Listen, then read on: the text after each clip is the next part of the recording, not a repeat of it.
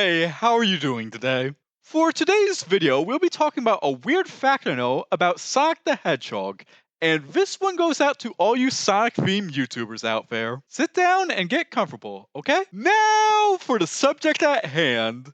Say, did you all know that there was a Sonic movie in the 90s? I'm really not kidding with this one. During the 90s, there was a Sonic movie that was made in 1997 but wasn't released in the United States until 1999. There's actually a pretty interesting reason for this.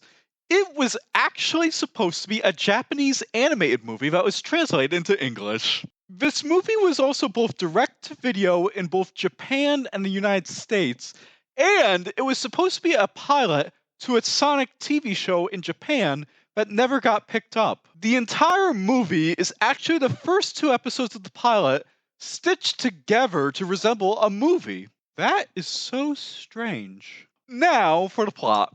It goes something like this. Sonic and his best friend Tails are chillaxing on the beach summer vacation style when they receive a dispatch from the president of South Island. Okay, that's a new one. Didn't expect that to be the location name.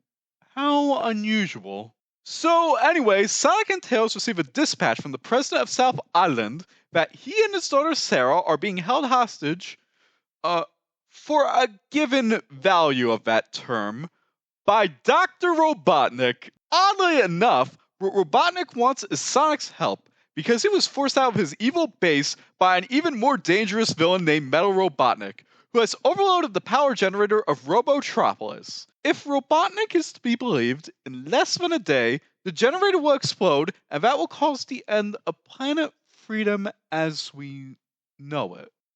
What an unusual name for a planet. It's probably just me saying this, but Robotnik has less safety value in his equipment than Mr. Burns. I mean, I know he's an evil genius, but, I really think he should have tested his equipment more if it can take out the entire planet he's living on. Anyhow, upon learning this news, Sonic and Tails fly off to the city.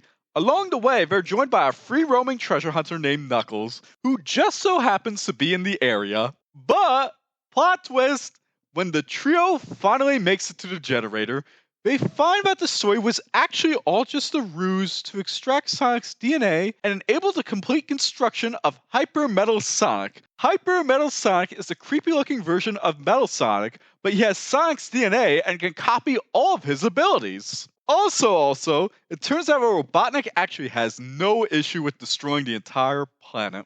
I guess I was off the mark with that one. Because he wants to rule the survivors. So, in the end, it comes to an ultimate showdown where Sonic can only save planet freedom by defeating Hyper Metal Sonic. But wait, how is that even possible if they have each other's abilities? Strange, isn't it? Anyway, this film is actually a pretty decent action movie, but it's more tonally similar to the Terminator meets Rush Hour than the new version. It was released 2 days before Sonic Adventure 1 hit shelves internationally.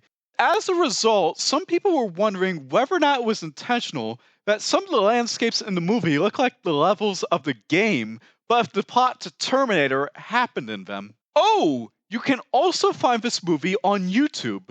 However, you can't get this movie on DVD or Blu-ray because it is out of print, and as a result, it hasn't been redistributed since the 90s in both languages. Oh, and before we wrap things up, one more thing. The English release of the 90s Sonic movie is September 7th, 1999. Besides it being 2 days before the Sonic Adventure game was released, there's a weird coincidence. This movie was released on the same day in English as the 9th episode of Sonic Underground. How unusual. So, has anyone here besides me ever heard of this movie? Let me know in the comments below, and wishing you the best with the rest of your day. Please be safe out there and be good to yourselves. Bye!